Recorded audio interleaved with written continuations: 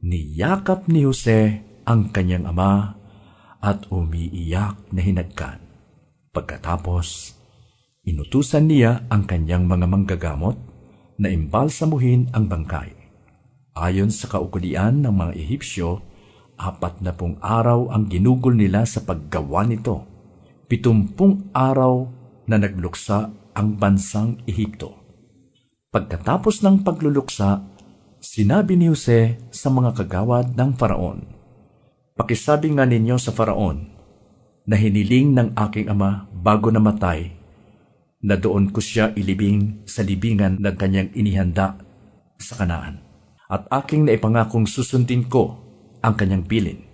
Kaya humihingi ako ng pahintulot na dalhin ko roon ang kanyang bangkay at babalik agad ako pagkatapos."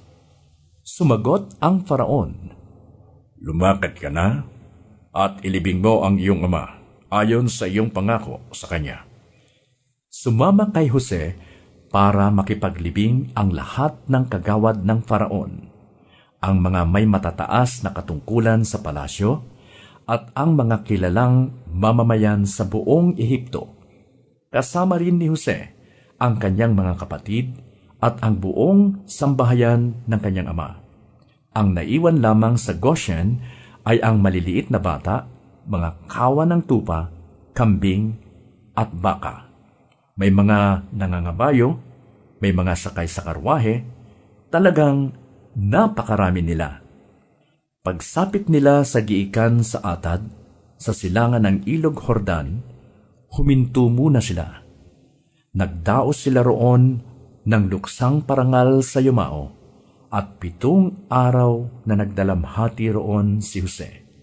Nasaksihan ng mga taga-Kanaan ang ginawang pagpaparangal na ito, kaya't nasabi nila, "Ganito palang magluksa ang mga taga-Ehipto."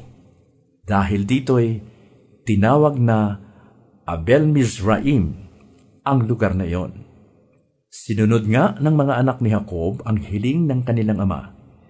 Dinala nila sa Kanaan ang bangkay at doon inilibing sa yungib na nasa kaparangan ng Macpela, silangan ng Mamre, na binili ni Abraham kay Ephron na Heteo.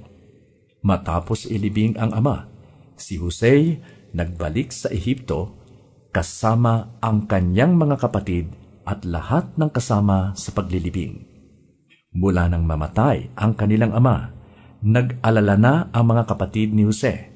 Sabi nila, "Paano kung galit pa sa atin si Jose at gantihan tayo sa kalupitang ginawa natin sa kanya?" Nagpasugo sila kay Jose at ipinasabi ang ganito, "Bago namatay ang ating ama, ipinagbilin niya na sabihin ito sa iyo. Nakikiusap ako na patawarin mo na ang iyong mga kapatid sa ginawa nila sa iyo. Kaya naman ngayon, nagsusumamo kami sa iyo na patawarin mo kaming mga lingkod ng Diyos ng iyong ama." Napaiyak si Jose nang marinig ito. Lumapit lahat ang kanyang mga kapatid at yumuko sa harapan niya. "Kami, mga alipin mo," wika nila. Ngunit sinabi ni Jose, "Huwag kayong matakot. Maaari ko bang palitan ang Diyos? Masama nga ang inyong ginawa sa akin. Subalit ipinahintulot iyon ng Diyos para sa kabutihan. At dahil dooy, naligtas ang marami ngayon. Kaya huwag na kayong mag-alala. Ako ang bahala sa inyo at sa inyong mga anak." Napanatag ang kanilang kalooban sa mga sinabing ito ni Jose. Nanatili nga si Jose sa Ehipto kasama ang kanyang mga kapatid. Umabot siya ng 110 taon bago namatay. Inabot pa siya ng mga apo ni Ephraim, gayon din ng mga apo niya kay Makir na anak ni Manases.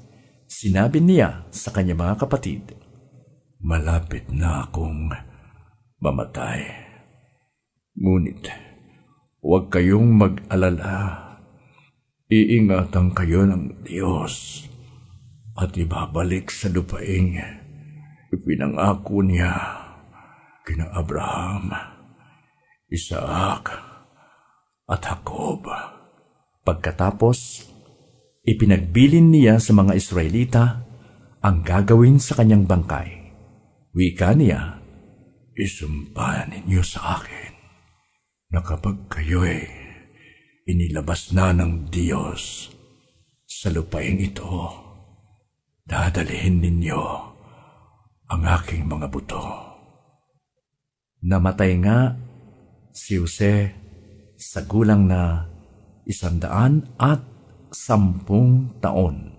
Siya'y inimbalsamo sa Ehipto at inilagay sa isang kabaong.